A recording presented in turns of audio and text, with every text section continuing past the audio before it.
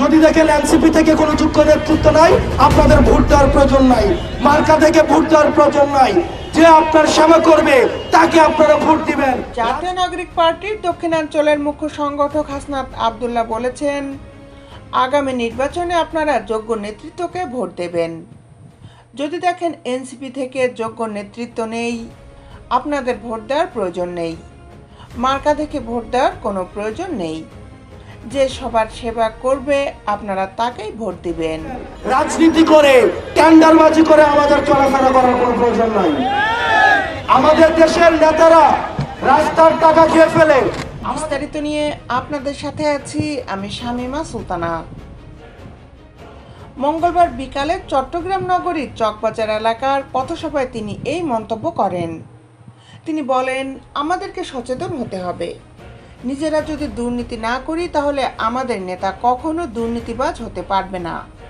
আর আগের মতো যদি ভোট বিক্রি করে দেই তাহলে 5 বছর আমাকে নির্যাতন করবে, জুলুম করবে। আমি মুখ ফুটে একটা কথাও বলতে পারবো না। সেজন্য আমাদেরকে আগে সচেতন হতে হবে। আমাদের দেশের ভোটার আগের রাতে ভোট বিক্রি করে দেয়। এই জায়গাটা আন্দোলনের সময় কিছু সময় বলছিল, আন্দোলনের সময় হাত ছিল এই চকবাজার। হাসনাত আব্দুল্লাহ আরও বলেন, আমাদের দুর্নীতি বিরোধী অভিযান শুরু করতে হবে আমাদের পরিবার থেকে। আমার বাবার ইনকামের স্বচ্ছতা আছে কি না সে প্রশ্ন করার সৎ সাহস থাকতে হবে। আপনার বাবার বেতন 40,000 টাকা, বাসা ভাড়া দিচ্ছে 25,000 টাকা, আপনাকে আইফোন কিনে দিচ্ছে 1.5 লাখ টাকার। আপনার বাবার ইনকামকে যদি প্রশ্ন করতে না পারেন তাহলে আপনার যথাযথ শিক্ষা এখনো পর্যন্ত হচ্ছে না। আমরা আমাদের এই দেশটাকে আর কখনোই কোনো ফেসিবাদীর হাতে তুলে দিতে পারবো না।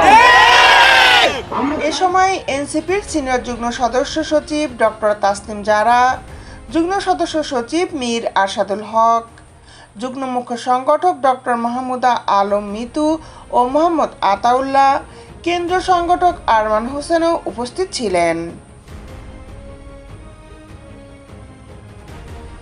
দেশ বিদেশের আপডেট নিউজ পেতে আমাদের সাথেই থাকুন।